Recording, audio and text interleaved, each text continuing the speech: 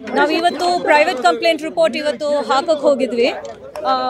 Learned judges sent it for a report. Tuesday ಹಾಕೊಂಡಿದ್ದಾರೆ report ಕೇಳ್ಕೊಂಡು.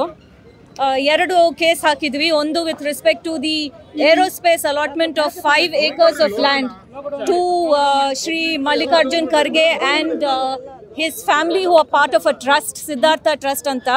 ಅವ್ರಿಗೆ 5 ಎಕರೆ ಲ್ಯಾಂಡ್ ಅಲಾಟ್ಮೆಂಟ್ ಆಗಿತ್ತು.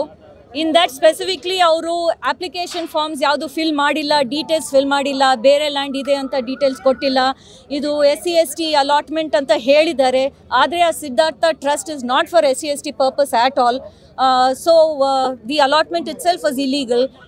ಈ ಅಲಾಟ್ಮೆಂಟ್ ಆಗಿದ ಮೇಲೆ ಅವರು allotment for the purposes of building of bus ಶಾಸಿ ಎಲ್ಲ ಹೇಳಿದರು.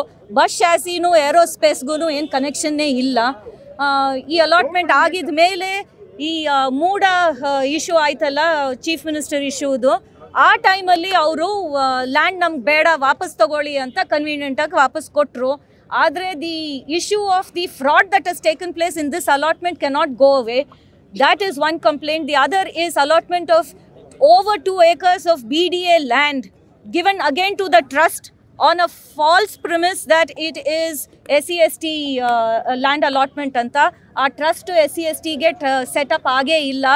It specifically states for that it is for all the citizens and it is a secular interest anta helidare specific agi. ಈ allotment ಆದಮೇಲೆ ಬನಶಂಕರಿಯಲ್ಲಿ ಕೊಟ್ಟಿದ್ರು.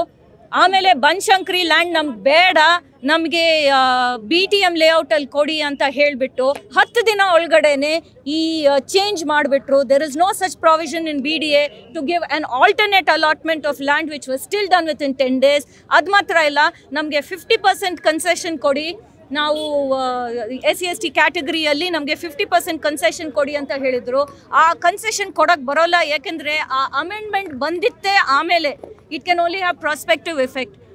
ಇವರು ರೆಟ್ರೋಸ್ಪೆಕ್ಟಿವ್ ಎಫೆಕ್ಟ್ ಮಾಡೋ ಥರ ಹಳೆ ಅಲಾಟ್ಮೆಂಟ್ಗೆ ನಮಗೆ 50% ಕನ್ಸೆಷನ್ ಕೊಡಿ ಅಂತ ಆ lease ತಗೊಂಡ್ಬಿಟ್ರು. So now what is next is the court has to decide whether it wants to take cognizance of the matter. It is now sent for a report. Based on the report on Tuesday, the court will decide whether a PCR will be registered and whether it will take it forward. Thank you. Thank you. News First, ನಿರ್ಭೀತಿಯಿಂದ ನಿಮ್ಮ ಪರವಾಗಿ.